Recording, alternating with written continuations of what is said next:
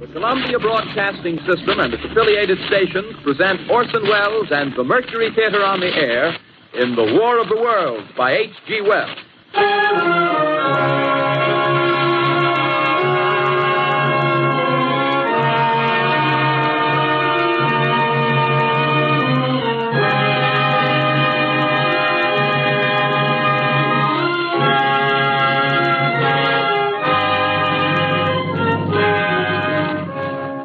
Ladies and gentlemen, the director of the Mercury Theater and star of these broadcasts, Orson Welles. We know now that in the early years of the 20th century, this world was being watched closely by intelligences greater than man's, yet as mortal as his own. We know now that as human beings busied themselves about their various concerns, they were scrutinized and studied, perhaps almost as narrowly as a man with a microscope might scrutinize the transient creatures that swarm and multiply in a drop of water. With infinite complacence, people went to and fro over the earth about their little affairs, serene in the assurance of their dominion over this small, spinning fragment of solar driftwood, which by chance or design, man has inherited out of the dark mystery of time and space. Yet across an immense ethereal gulf, minds that are to our minds as ours are to the beasts in the jungle, intellects, vast, cool, and unsympathetic, regarded this earth with envious eyes and slowly and surely drew their plans against us. In the 39th year of the 20th century came the Great Disillusionment. Near the end of October, business was better. The war scare was over. More men were back at work. Sales were picking up. On this particular evening, October 30th, the Crosley service estimated that 32 million people were listening in on radios. The next 24 hours, not much change in temperature. A slight atmospheric disturbance of undetermined origin is reported over Nova Scotia, causing a low-pressure area to move down rather rapidly over the northeastern states, bringing a forecast of rain accompanied by winds of light gale force. Maximum temperature 66, minimum 48. This weather report comes to you from the Government Weather Bureau. We take you now to the Meridian Room in the Hotel Park Plaza in downtown New York, where you will be entertained by the music of Raymond Raquello and his orchestra.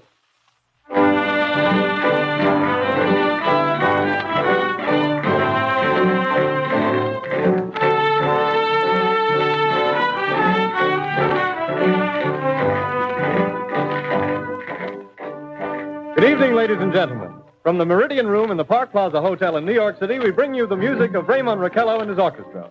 With a touch of the Spanish, Raymond Raquello leads off with La Comparsita.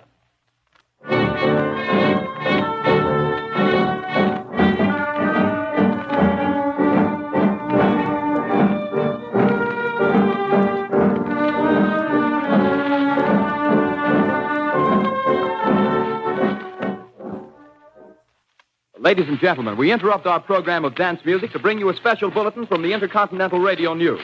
At 20 minutes before 8 Central Time, Professor Farrell of the Mount Jennings Observatory, Chicago, Illinois, reports observing several explosions of incandescent gas occurring at regular intervals on the planet Mars. The spectroscope indicates the gas to be hydrogen and moving toward the Earth with enormous velocity. Professor Pearson of the observatory at Princeton confirms Farrell's observation and describes the phenomenon as, quote, like a jet of blue flame shot from a gun, unquote. We now return you to the music of Raymond Raquello, playing for you in the Meridian Room of the Park Plaza Hotel, situated in downtown New York.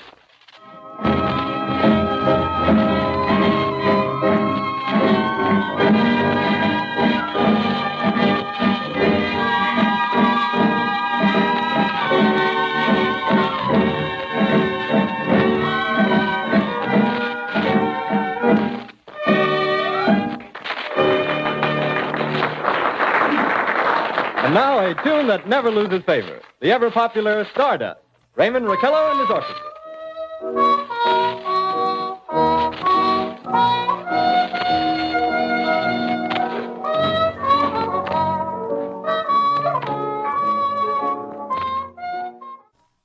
Ladies and gentlemen, following on the news given in our bulletin a moment ago, the Government Meteorological Bureau has requested the large observatories of the country to keep an astronomical watch on any further disturbances occurring on the planet Mars. Due to the unusual nature of this occurrence, we have arranged an interview with the noted astronomer, Professor Pearson, who will give us his views on this event. In a few moments, we will take you to the Princeton Observatory at Princeton, New Jersey. We return you until then to the music of Ramon Raquello and his orchestra.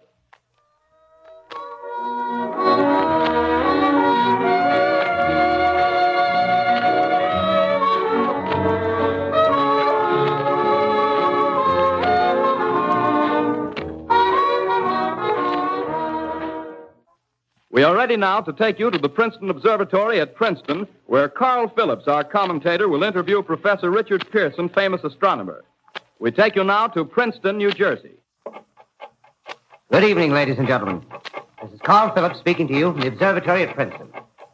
I'm standing in a large semicircular room, pitch black except for an oblong split in the ceiling. Through this opening, I can see a sprinkling of stars that cast a kind of frosty glow over the intricate mechanism of the huge telescope. The ticking sound you hear is the vibration of the clockwork. Professor Pearson stands directly above me on a small platform, peering through the giant lens. I'll ask you to be patient, ladies and gentlemen, during any delay that may arise during our interview. Besides the ceaseless watch of the heavens, Professor Pearson may be interrupted by telephone or other communications. During this period, he is in constant touch with the astronomical centers of the world. Professor, may I begin our questions? At any time, Mr. Phillips. Professor, would you please tell our radio audience exactly what you see as you observe the planet Mars through your telescope? Nothing unusual at the moment, Mr. Phillips. A red disk swimming in a blue sea. Transverse stripes across the disk. Quite distinct now because Mars happens to be at the point nearest the Earth, in opposition, as we call it. In your opinion, what do these transverse stripes signify, Professor Pearson? Not canals, I can assure you, Mr. Phillips. They... Although that's the popular conjecture of those who imagine Mars to be inhabited. From a scientific viewpoint, the stripes are merely the result of atmospheric conditions peculiar to the planet. Then you're quite convinced, as a scientist, that living intelligence as we know it does not exist on Mars? I'd say the chances against it are 1,000 to 1. And yet, how do you account for these gas eruptions occurring on the surface of the planet at regular intervals? Phillips, I cannot account for it. By the way, Professor, for the benefit of our listeners, how far is Mars from the Earth? Approximately 40 million miles. Well, that seems a safe enough distance. Just a moment, ladies and gentlemen. Someone has just handed Professor Pearson a message. While he reads it, let me remind you that we are speaking to you from the observatory in Princeton, New Jersey, where we are interviewing the world-famous astronomer, Professor Pearson. One moment, please. Professor Pearson has passed me a message which he has just received. Professor, may I read the message to the listening audience? Certainly, Mr. Phillips. Ladies and gentlemen, I shall read you a wire addressed to Professor Pearson from Dr. Gray of the Natural History Museum, New York. Quote, 9:15 p.m. Eastern Standard Time. Seismograph registered shock of almost earthquake intensity occurring within a radius of 20 miles of Princeton. Please investigate. Signed, Lloyd Gray, Chief of Astronomical Division. Unquote. Professor Pearson, could this occurrence possibly have something to do with the disturbances observed on the planet Mars? Hardly, Mr. Phillips. This is probably a meteorite of unusual size, and its arrival at this particular time is merely a coincidence. However, we shall conduct a search as soon as daylight permits. Thank you, Professor. Ladies and gentlemen, for the past 10 minutes, we've been speaking to you from the observatory at Princeton, bringing you a special interview with Professor Pearson, noted astronomer. This is Carl Phillips speaking. We are returning you now to our New York studio.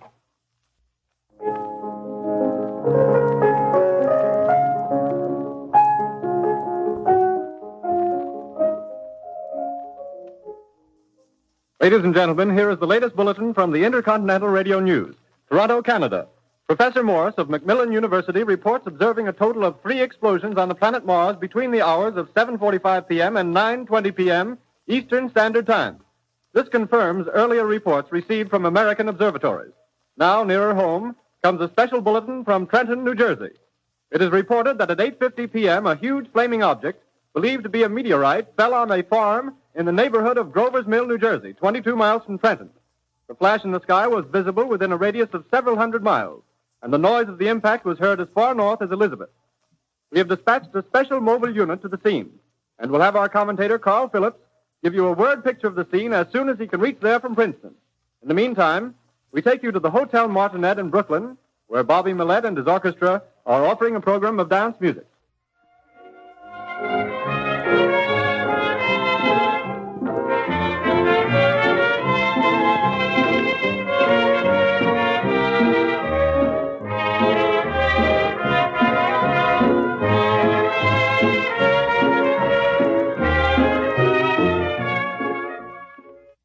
take you now to Grover's Mill, New Jersey. Ladies and gentlemen, this is Carl Phillips again, out at the Wilmot Farm, Grover's Mill, New Jersey. Professor Pearson and myself made the 11 miles from Princeton in 10 minutes.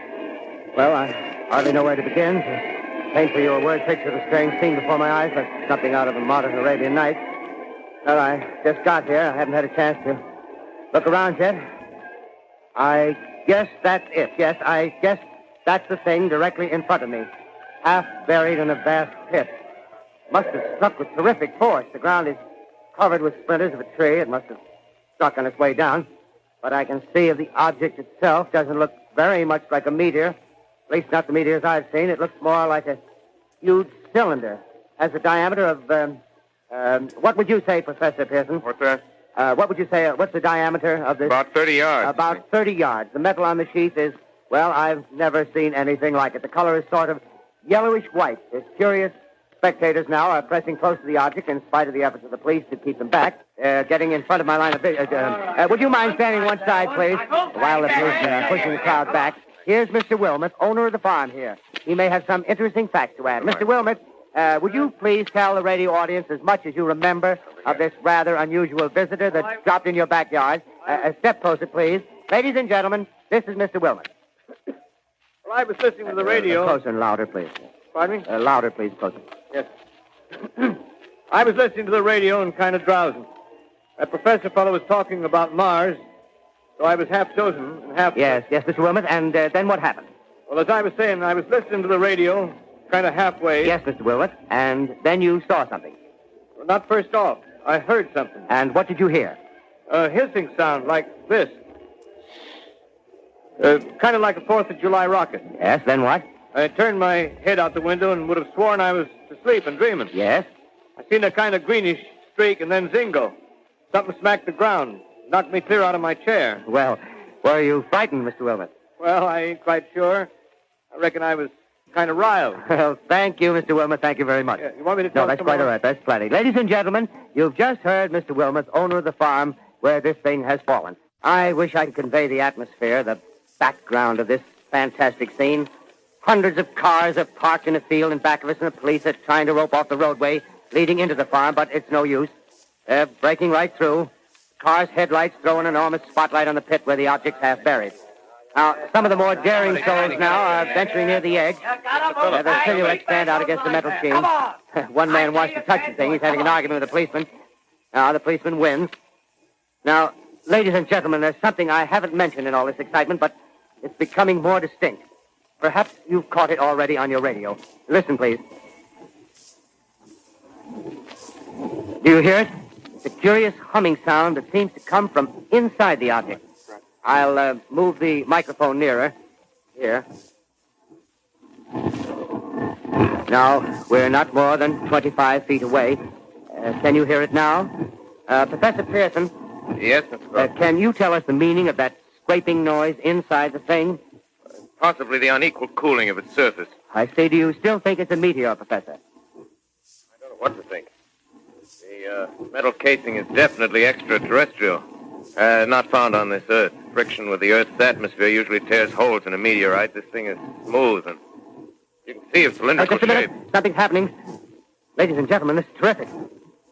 This end of the thing is beginning to flake off. The top is beginning to rotate like a screw, and the thing must be hollow. He's moving! Keep back! Keep those men back! Keep back there! Keep those idiots back! Shoot off! The top's loose! Look out there! Stand back! Ladies and gentlemen, this is the most terrifying thing I've ever witnessed. Wait a minute. Someone's crawling out or something. I can see turning out of that black hole two luminous discs. The eyes, it might be a face, might be almost... Good heavens, something wriggling out of the shadow like a gray snake. Now it's another one and another one and another one. They look like tentacles to me. Oh, yeah, I can see the thing's body now. It's large as a bear. It glistens like wet leather, but that face, ladies and gentlemen, it's indescribable. I can hardly force myself to keep looking at it. It's so awful. The eyes are black and they gleam like a serpent. The mouth is kind of V-shaped with saliva dripping from its rimless lips. It seems to quiver and pulsate, and the monster or whatever it is can hardly move. It seems weighed down by possibly gravity or something. The thing's rising up now, and the crowd falls back. They've seen plenty. The most extraordinary experience, ladies and gentlemen. I can't find words. Well, I'll pull this microphone with me as I talk. I'll have to stop the description until I can take a new position. Hold on, will you, please? I'll be right back in a minute.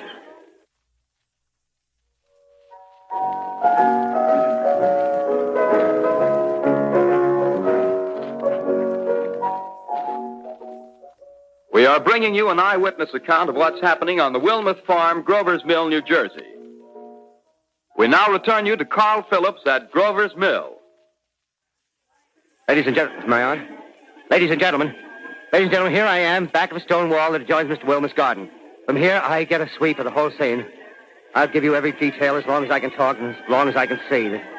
More state police have arrived. They're drawing up a cordon in front of the pit. About 30 of them. No need to push the crowd back now. They're willing to keep their distance. The captain's conferring with someone. Can't quite see who. Oh, yes, I believe it's Professor Pearson. Yes, it is. Now they've parted, and the professor moves around one side, studying the object while the captain and two policemen advance with something in their hands. I can see it now. It's a white handkerchief tied to a pole. Flag of truce. If those creatures know what that means, what anything means. Wait a minute, something's happening. Humped shape is rising out of the pit. I can make out a small beam of light against a mirror. What's that? There's a jet of flame springing from the mirror, and it leaps right at the advancing men. It strikes them head on. Oh, Lord, they're turning into flames. Oh, the whole field's caught up by the woods, the barns, the gas tanks of the automobiles spreading everywhere. It's coming this way now, about 20 yards to my right. Ladies and gentlemen, due to circumstances beyond our control, we are unable to continue the broadcast from Grover's Mill. Evidently, there's some difficulty with our field transmission. However, we will return to that point at the earliest opportunity. In the meantime, we have a late bulletin from San Diego, California. Professor Indelkoffer, speaking at a dinner of the California Astronomical Society, expressed the opinion that the explosions on Mars are undoubtedly nothing more than severe volcanic disturbances on the surface of the planet.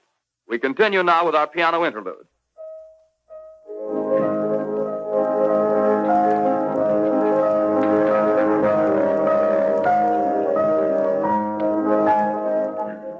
Ladies and gentlemen, I've just been handed a message that came in from Grover's Mill by telephone. Just one moment, please. At least 40 people, including 6 state troopers, lie dead in a field east of the village of Grover's Mill. Their bodies burned and distorted beyond all possible recognition. The next voice you hear will be that of Brigadier General Montgomery Smith, commander of the state militia at Trenton, New Jersey. I have been requested by the governor of New Jersey to place the counties of Mercer and Middlesex as far west as Princeton and east to Jamesburg under martial law. No one will be permitted to enter this area except by special pass issued by state or military authorities. 4 companies of state militia are proceeding from Trenton to Grover's Mill and will aid in the evacuation of homes within the range of military operations. Thank you. You have just been listening to General Montgomery Smith, commanding the state militia at Trenton. In the meantime, further details of the catastrophe at Grover's Mill are coming in. The strange creatures, after unleashing their deadly assault, crawled back in their pit and made no attempt to prevent the efforts of the firemen to recover the bodies and extinguish the fire.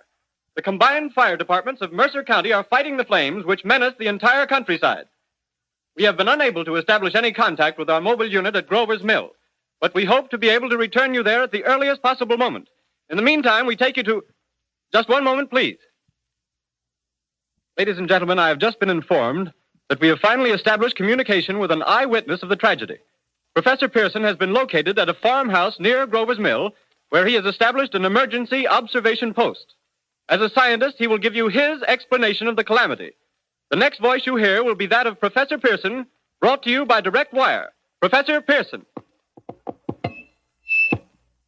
Of the creatures in the rocket cylinder at Grover's Mill, I can give you no authoritative information either as to their nature, their origin, or their purposes here on Earth. Of their destructive instrument, I might venture some conjectural explanation. For want of a better term, I shall refer to the mysterious weapon as a heat ray. It's all too evident that these creatures have scientific knowledge far in advance of our own. It's my guess that in some way they are able to generate an intense heat in a chamber of practically absolute non-conductivity. This intense heat they project in a parallel beam against any object they choose by means of a polished parabolic mirror of unknown composition, much as the mirror of a lighthouse projects a beam of light. That is my conjecture of the origin of the heat ray. Thank you, Professor Pearson. Ladies and gentlemen, here is a bulletin from Trenton. It is a brief statement informing us that the charred body of Carl Phillips has been identified in a Trenton hospital. Now, here's another bulletin from Washington, D.C. The Office of the Director of the National Red Cross reports 10 units of Red Cross emergency workers have been assigned to the headquarters of the state militia, stationed outside of Grover's Mill, New Jersey. Here's a bulletin from State Police, Princeton Junction. The fires at Grover's Mill and vicinity are now under control. Scouts report all quiet in the pit, and there is no sign of life appearing from the mouth of the cylinder. Now, ladies and gentlemen, we have a special statement from Mr. Harry McDonald, Vice President in charge of operations. We have received a request from the state militia of Trenton to place at their disposal our entire broadcasting facilities. In view of the gravity of the situation, and believing that radio has a responsibility to serve in the public interest at all times, we are turning over our facilities to the state militia at Trenton. We take you now to the field headquarters of the state militia near Grover's Mill, New Jersey. This is Captain Lansing of the Signal Corps, attached to the state militia, now engaged in military operations in the vicinity of Grover's Mill. Situation arising from the reported presence of certain individuals of unidentified nature is now under complete control. The cylindrical object, which lies in a pit directly below our position, surrounded on all sides by 8 battalions of infantry, without heavy field pieces, but adequately armed with rifles and machine guns. All cause for alarm, if such cause ever existed, is now entirely unjustified. Things, whatever they are, do not even venture to poke their heads above the pit. I can see their hiding place plainly in the glare of the searchlights here. With all their reported resources, these creatures can scarcely stand up against heavy machine gun fire. Anyway, it's an interesting outing for the troops. I can make out their khaki uniforms crossing back and forth in front of the lights. Looks almost like a real war. There appears to be some slight smoke in the woods bordering the Millstone River. Probably fire started by campers. Well, we ought to see some action soon. One of the companies is deploying on the left flank. A quick thrust and it'll all be over. Now, wait a minute. I see something on top of the cylinder. No, it's nothing but a shadow. Now the troops are on the edge of the Wilmot Farm. 7,000 armed men closing in on an old metal tube. A tub, rather. Well, wait, that wasn't a shadow. It's something moving. Solid metal, kind of a shield-like affair rising up out of the cylinder. It's going higher and higher. What? It's standing on legs, actually rearing up on a sort of metal framework. Now it's reaching above the trees and the searchlights are on it. Hold on. Ladies and gentlemen, I have a grave announcement to make. Incredible as it may seem, both the observations of science and the evidence of our eyes lead to the inescapable assumption that those strange beings who landed in the Jersey farmlands tonight are the vanguard of an invading army from the planet Mars. The battle which took place tonight at Grover Mills has ended in one of the most startling defeats ever suffered by an army in modern times. 7,000 men armed with rifles and machine guns pitted against a single fighting machine of the invaders from Mars. 120 known survivors. The rest strewn over the battle area from Grover's Mill to Plainsboro, crushed and trampled to death under the metal feet of the monster, or burned to cinders by its heat ray. The monster is now in control of the middle section of New Jersey and has effectively cut the state through its center. Communication lines are down from Pennsylvania to the Atlantic Ocean.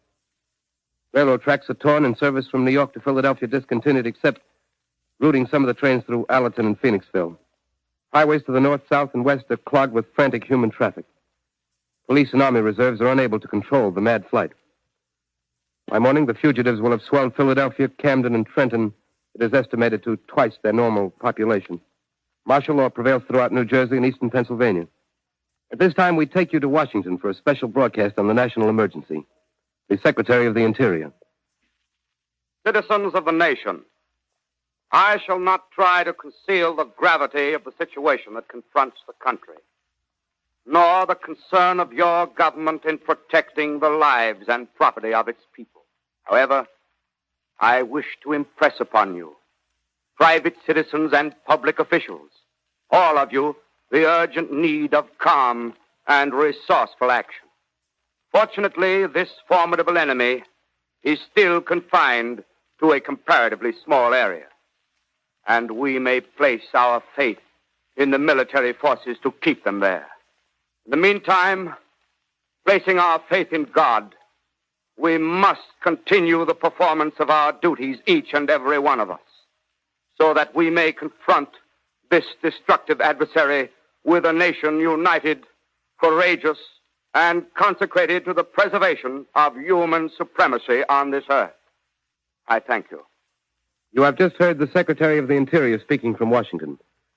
Bulletins too numerous to read are piling up in the studio here. We're informed that the central portion of New Jersey is blacked out from radio communication due to the effect of the heat ray upon power lines and electrical equipment. Here's a special bulletin in New York.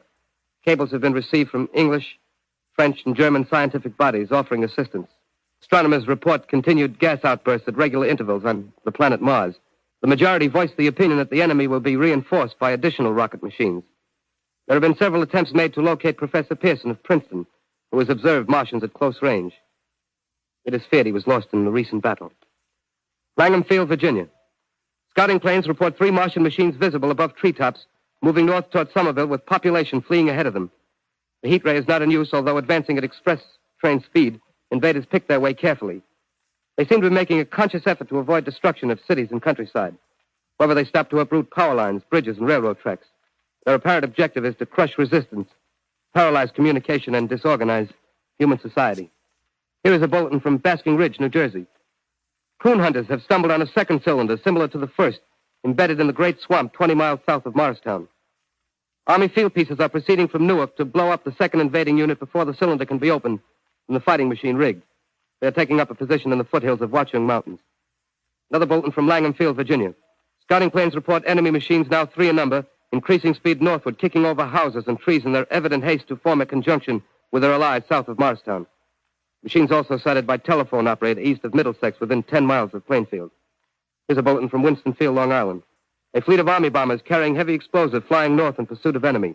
Scouting planes act as guides. They keep the speeding enemy in sight.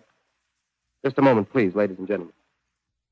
We've run special wires to the artillery line and adjacent villages to give you direct reports in the zone of the advancing enemy. First, we take you to the battery of the 22nd Field Artillery, located in the Watchung Mountains. Range 32 meters. 32 meters. Projection 39 degrees. 39 degrees. Fire. 140 yards to the right, sir. Shift range 31 meters. 31 meters. Projection 37 degrees. 37 degrees. Fire.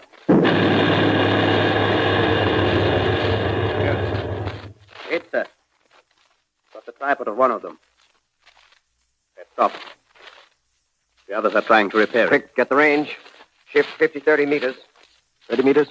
Projection 27 degrees. 27 degrees. Fire.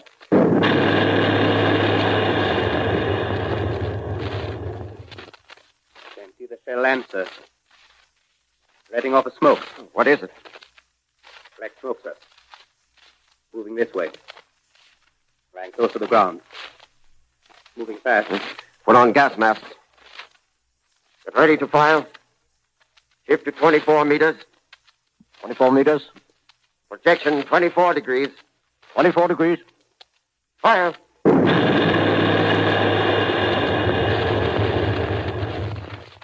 Still can't see, sir. Smoke's coming nearer. Get the range. 23 meters. 23 meters. 23 meters. Projection 22 degrees. 22 degrees.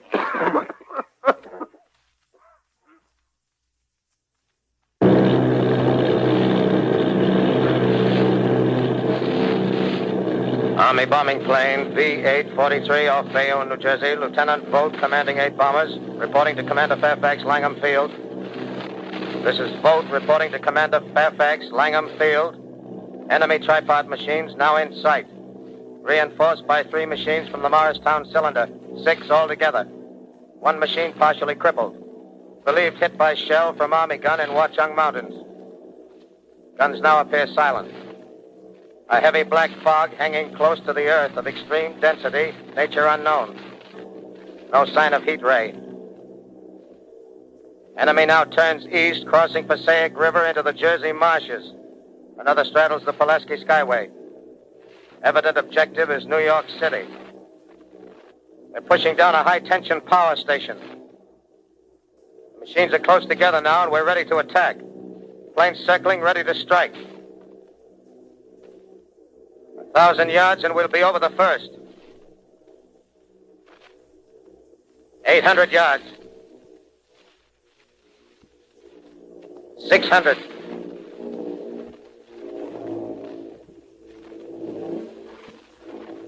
400. 200. There they go. The giant arm raised. Green flash. They're spraying us with flame. 2,000 feet. Engines are giving out. No chance to release bombs. Only one thing left. Drop on them, plane and all. We're diving on the first one. Now the engine's gone. 8. This is Bayonne, New Jersey, calling Langham Field. This is Bayonne, New Jersey, calling Langham Field. Come in, please. This is Langham Field. Go ahead. 8 Army bombers in engagement with enemy tripod machines over Jersey Flats. Engines incapacitated by heat ray. All crashed. 1 enemy machine destroyed. Enemy now discharging heavy black smoke in direction of... This is Newark, New Jersey. This is Newark, New Jersey. Warning. Poisonous black smoke pouring in from Jersey marshes. Reach at South Street. Gas masks useless. Urge population to move into open spaces. Automobiles use routes 7, 23, 24. Avoid congested areas. Smoke now spreading over Raymond Boulevard. 2X2L calling CQ. 2X2L calling CQ. 2X2L calling 8X3R. Come in, please. This is 8X3R coming back at 2X2L. How's reception? How's reception? K, please. Where are you, 8X3R? What's the matter? Where are you?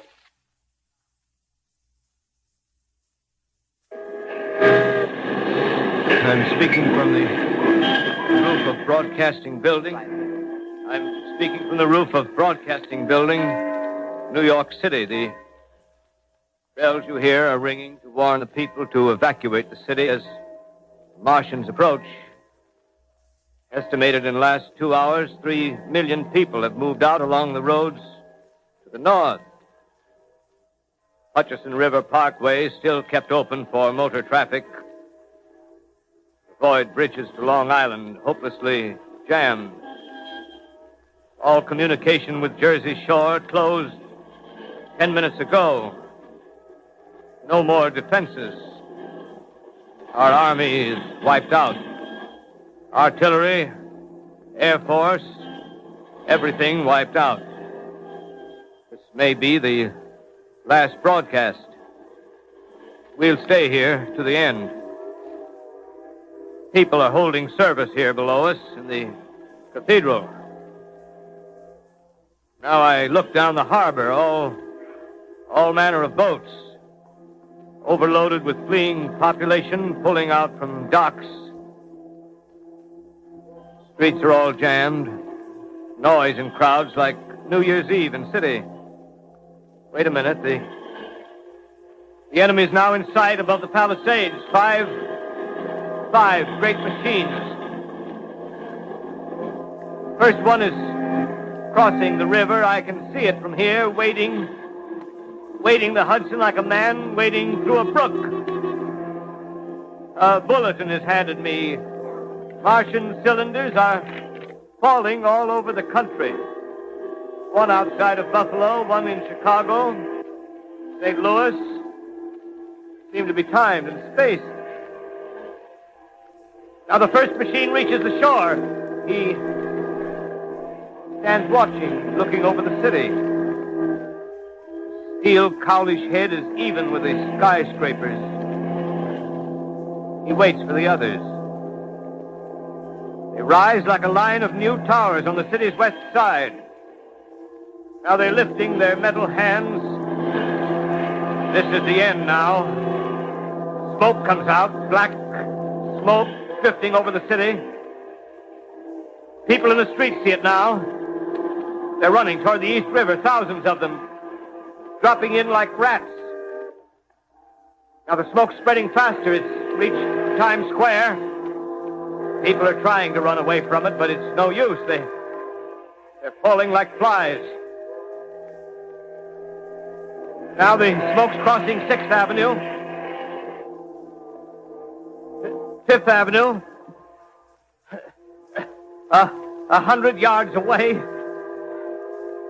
It's 50 feet.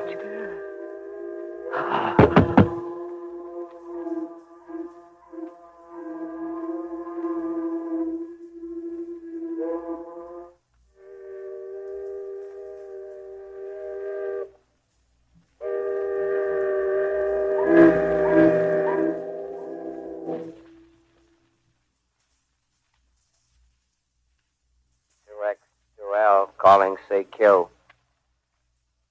2X2L calling CQ. 2X2L calling CQ, New York.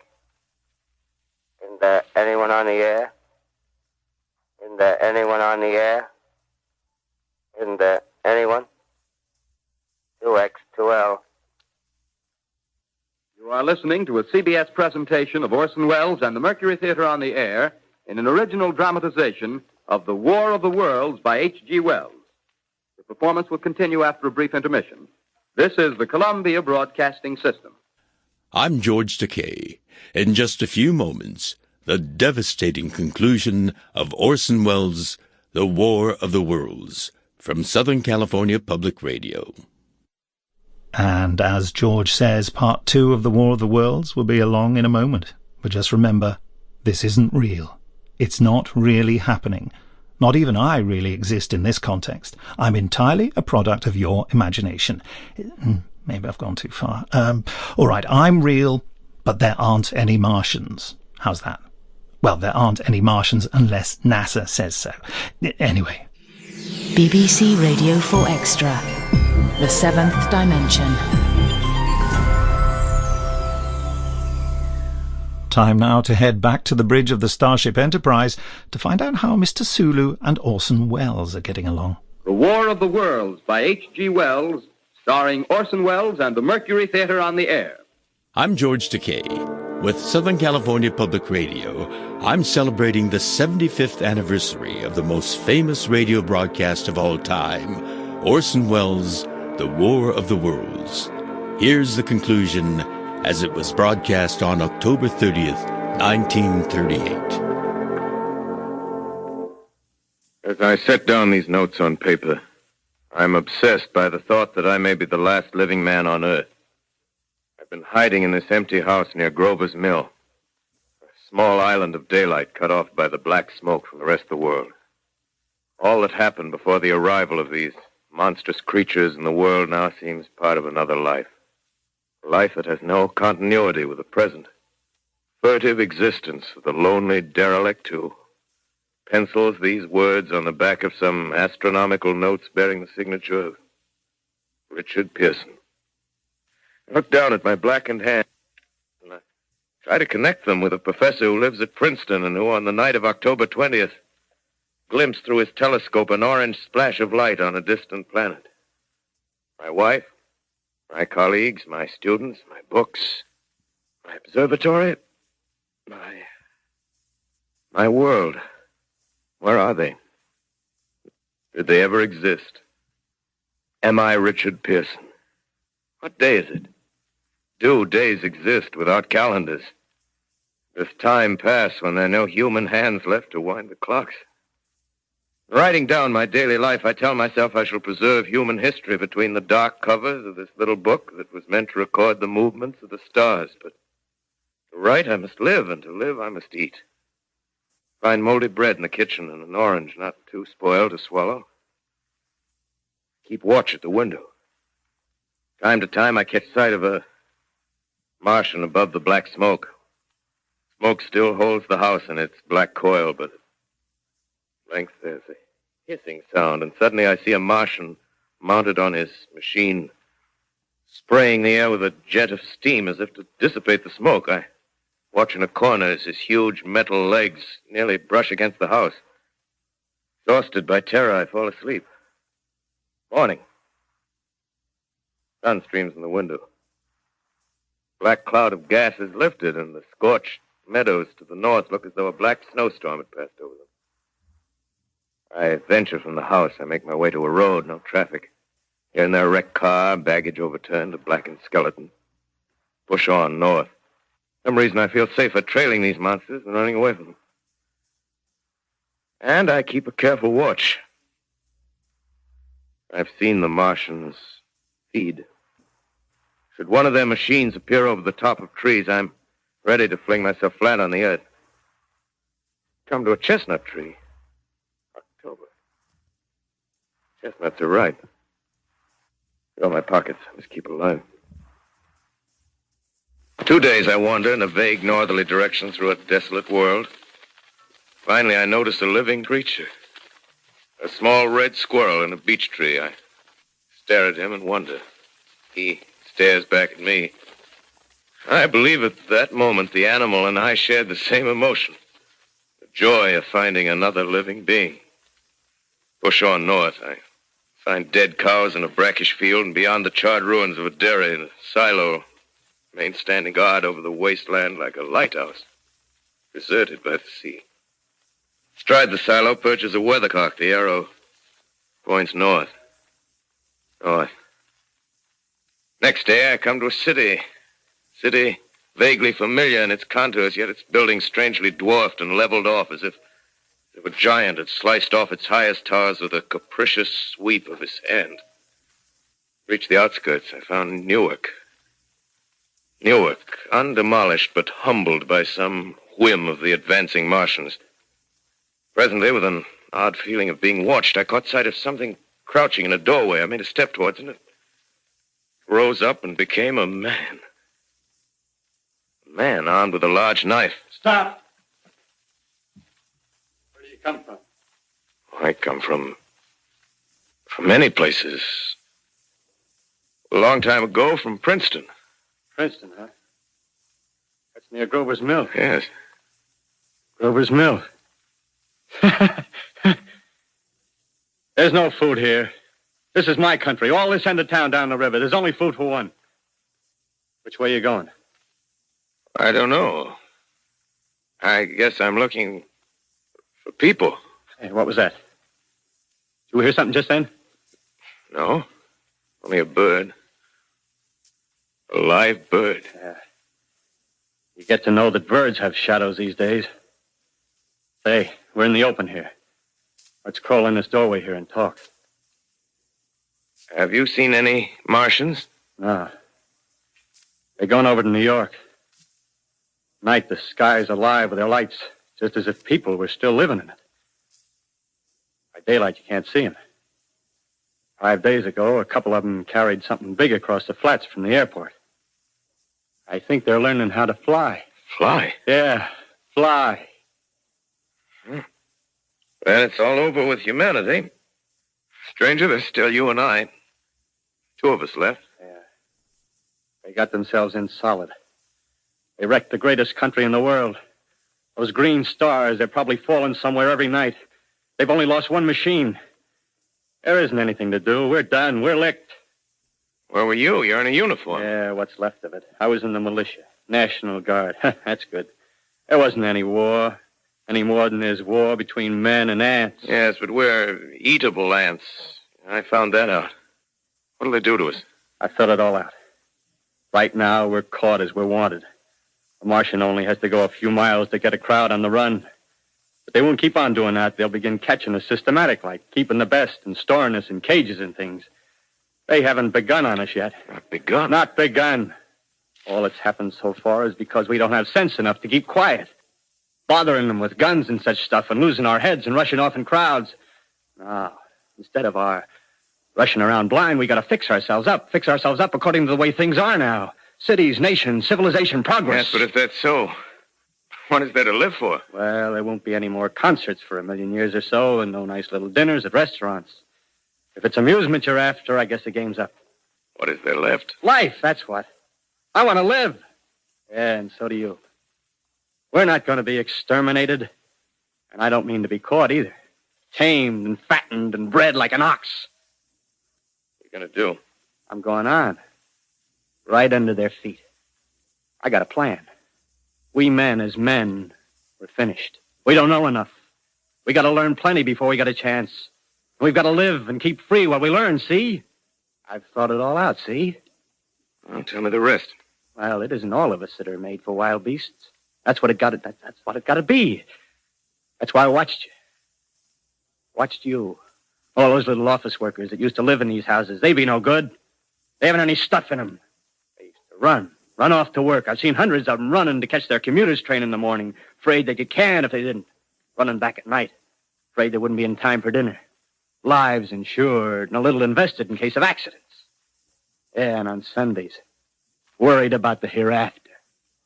For Martians, they'll be a godsend for those guys. Nice roomy cages, good food, careful breeding, no worries. Yeah, after a week or so of chasing around the fields on empty stomachs, they'll come and be glad to be caught. You've thought it all out, haven't you? Sure, you bet I have. That isn't all. These Martians are going to make pets of some of them. Train them to do tricks. Who knows, get sentimental over the pet boy who grew up and had to be killed. Yeah, and some maybe, they'll train to hunt us. Oh, no, it's impossible. Human Yes, beings. they will. There's men who do it gladly. None of them ever comes after me, by... Meantime, you and I and others like us, where are we to live when the Martians own the Earth? I got it all figured out. We'll live underground. I've been thinking about the sewers. Under New York, there are miles and miles of them. The main ones, they're big enough for anybody. Then there's cellars, vaults, underground storerooms, railway tunnels, subways. You begin to see, huh? We'll get a bunch of strong men together. No weaklings. That rubbish, out. As you meant me to go. All right. Give you a chance, didn't I? Won't quarrel about that. Go on. Well, you got to make safe places for us to stay in, see? Get all the books we can. Science books. That's where men like you come in, see? We raid the museums. We'll even spy on the Martians. May not be so much we have to learn before... Listen. Just imagine this. 4 or 5 of their own fighting machines suddenly start off. Heat rays right and left. Not a Martian in them. Not a Martian in them, see? But men. Men who've learned the way how. May even be in our time. Gee. Imagine having one of them lovely things with a heat ray wide and free. We'd turn it on Martians. We'd turn it on men. We'd bring everybody down on their knees. That's your plan. Yeah. You, me, a few more of us. We'd own the world. I see. Hey. Hey, what's the matter? Where are you going? Not to your world. Bye, stranger. Well, after parting with the artilleryman, I came at last to the Holland Tunnel, entered that silent tube. Anxious to know the fate of the great city on the other side of the Hudson. Cautiously, I came out of the tunnel and made my way up Canal Street. Reached 14th Street, and there again were black powder and several bodies and an evil, ominous smell from the gratings of the cellars of some of the houses. I wandered up through the 30s and 40s, stood alone on Times Square, caught sight of a lean dog running down 7th Avenue with a piece of dark brown meat in his jaws and a pack of starving mongrels at his heels. Made a wide circle around me as though he feared I might prove a fresh competitor. Walked up Broadway in the direction of that strange powder, past silent shop windows, displaying their mute wares to empty sidewalks. Past the Capitol Theater, silent, dark.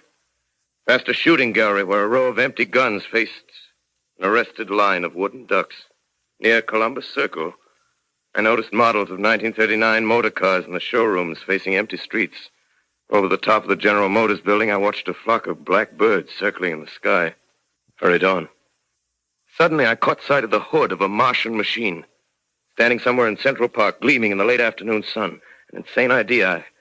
I rushed recklessly across Columbus Circle and into the park. I climbed a small hill above the pond at 60th Street, and from there I could see standing in a silent row along the mall 19 of those great metal titans, their cowls empty, their steel arms hanging listlessly by their sides. I looked in vain for the monsters that inhabit those machines. Suddenly, my eyes were attracted to the immense flock of black birds that hovered directly below me. They circled to the ground. And there before my eyes, stark and silent, lay the Martians with the hungry birds pecking and tearing brown shreds of flesh from their dead bodies. Later, when their bodies were examined in laboratories, it was found that they were killed by the putrefactive and disease bacteria against which their systems were unprepared. Slain, after all, man's defenses had failed by the humblest thing that God, His wisdom, has put upon this earth. Before the cylinder fell, there was a general persuasion that through all the deep of space, no life existed beyond the petty surface of our minute sphere. Now we see further. Dim and wonderful is the vision I've conjured up in my mind of life spreading slowly from this little seedbed of the solar system throughout the inanimate vastnesses of sidereal space. But a remote dream. Maybe that the destruction of the Martians is only a reprieve to them and not to us. The future ordained, perhaps. Strange it now seems to sit in my peaceful study at Princeton, writing down this last chapter of the record, begun at a deserted farm in Grover's Mill. Strange to watch children playing in the streets. Strange to see young people strolling on the green where the new spring grass heals the last black scars of a bruised earth. Strange to watch the sightseers enter the museum where the disassembled parts of a Martian machine are kept on public view. Strange when I recall the time when I first saw it. Bright and clean-cut, hard and silent under the dawn of that last great day.